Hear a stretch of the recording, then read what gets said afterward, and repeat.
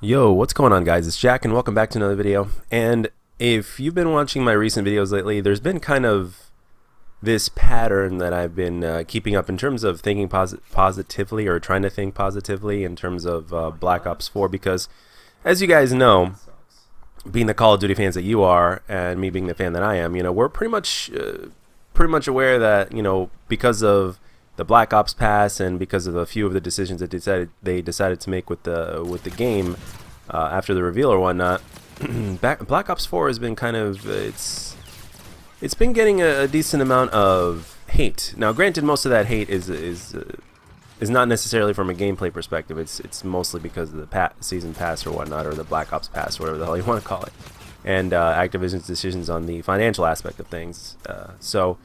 But from a gameplay perspective, I've said, especially since we haven't gotten our hands on the game yet, and with the beta due to be coming soon, that the game still has potential. I mean, we gotta look at it from every single side. So today I thought I'd make a video talking about the possible positive aspects of Black Ops 4. Like, there are very good reasons why this game could really be great. So I thought I'd go a little bit more in depth into that and make it short and sweet and to the point. So without further ado, here we go. All right, so one of the first things I want to discuss was the fact that, well, we're having a beefy beta. We're going to have 6 maps. Sometimes they even add in another one before the beta ends. Sometimes they even extend the beta by a day. So the fact that we're having 6 maps and a good, decent amount of game modes to play with is something that I think should be noted. And I think that's a good sign. And at the same time, when the game releases, even though it's still a big question mark, we could still have a good amount of maps. So let's not forget about that. And speaking of maps, the next thing I want to talk about is the fact that old maps are returning. What, you got Firing Range, Jungle, Summit, and Slums returning. 3 of those maps are pretty damn solid. I'm not too crazy about Jungle, but again, Jungle, definitely not one of the worst maps in Call of Duty history, that's for sure. Another one of the things that I want to say is that boots on the ground. We're going to have boots on the ground, but the thing is this. I know we've had boots on the ground with World War II, but check this out. This is a Treyarch boots on the ground game. The last Treyarch boots on the ground game we had was Black Ops 2. And need I say more? So that's another thing to look forward to. Another thing, predictable recoil on weapons. Some weapons throughout Call of Duty history especially have had what some other content creators have called magic recoil, to where, like sometimes depending on the weapon and depending on the game itself, sometimes the weapon will feel a hell of a lot more random some days, and other days it feels like the weapon has more recoil. And if you play the game consistently enough, you can definitely notice that. And specifically in Black Ops 2, sometimes you can notice it, and even in Black Ops 3. I don't know if this is something that is more apparent in Treyarch games, but the thing is, in Call of Duty, according to the developers, I guess, if I remember correctly, for them describing this, it's like, there's some randomness to some weapons in terms of how the recoil works, and now that's pretty much something that they're kind of doing away with. Every weapon is going to be able to be mastered with its recoil pattern, because it's always going to do the same thing over and over again. It's kind of something that they took from CSGO, according to what a lot of people are saying. So I personally think that this is a great thing, and it also makes more weapons usable. Because most people like to stick to a certain gun or 2 or 3, and I'm sure to a certain extent that still will be true, because this is Call of Duty and that's basically how the cookie crumbles. But at the same time, if people can use more weapons due to the fact that they're just plain old fun to use, then why the hell not? Alright, let's move on.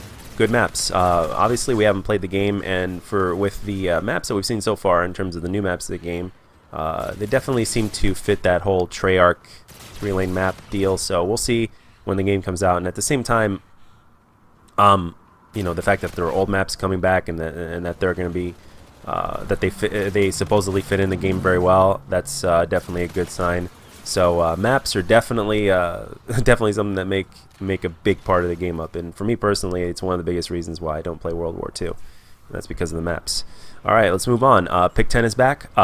I think a lot more people like it than a lot more people dislike it, and I hope I'm right about that, at least from what I've seen and read. And if I'm wrong, please feel free to correct me. But I think Pick 10 is great, and I think that there's going to be more variety now with Pick 10, with all the things that they've added and a couple of the other things that they've omitted. So Pick 10 is back, and that's good. And lack of customization was something that COD World War II was lacking to a certain extent. So the fact that we have pick 10 and we can basically do our class to how we want while keeping the game balanced is definitely a good thing, and it's part of the formula, so I'm glad we have that. Next, coming up, Blackout could be good. I mean, seriously, I mean, let's think about it. We haven't seen anything or whatnot. I mean, it could start out bad and then end up being good after they fix it, patch it, and take off feedback or whatnot. I mean, who knows? Or it could be good from the get-go, and then, who knows, maybe even get worse as time goes on. I mean, we really don't know. But Blackout could be good, so let's think positive. The glass is half full. So if Blackout takes off, then hell, good for Call of Duty, you know? Again, as I've mentioned, there's a variety in Create a Class. They've added in things like Stim Shot to heal faster, and to my knowledge, if I remember correctly, you don't even have to pick those. You don't have to pick any of those if you want to basically, you can keep an extra point in your pick 10 if you don't want things like Stim Shot or whatnot. So I think that's pretty interesting, and I think people are gonna have more varied classes than ever before. So again, very good. Next up is the fact that the game looks fast-paced. It looks just as fast, if not slightly faster, than Black Ops 3, and the fact that it's boots on the ground. And they basically, personally speaking, from a personal standpoint, I like the speed of the way the game looks, and the fact that we have the slide still is really, really good. So I've always wanted the slide to remain, and I'm glad that they kept that. Drifter made a video talking about how there's going to be more free content events than ever than any previous Call of Duty, according to what the Activision representatives told him. Next up, we have League Play. A lot of people wanted League Play back, and that they're bringing that, I think, is a good thing. And who knows, maybe if League Play Team Deathmatch will be a thing as well. I mean, I enjoyed that in Black Ops 2 after I started getting better at the game, so who knows? Maybe this is something that they will implement again, a little bit more in pubs. Who knows? I mean, we'll see. But without necessarily degrading pubs and making them, you know, sweaty. I mean, pubs should remain casual, but just having that option would be great. And then the last thing is an improvement over the Black Ops 3 supply drop system. I don't think the Black Ops 3 supply drop system is going to be a thing that is going to be making a return in this game. I don't hear anybody in that plays World War II bitching about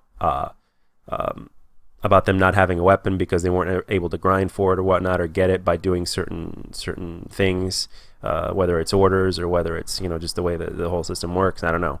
But at the same time, it is also said that not a lot of people play World War II either. So anyway, but that's all I got for this one, guys, at this video. I am going to probably stream. I resetted my router as I was making this video, and the connection should be better. I am going to be streaming later on in terms of the you know, finishing up the triple plate contract, and hopefully I'll get a weapon that I want.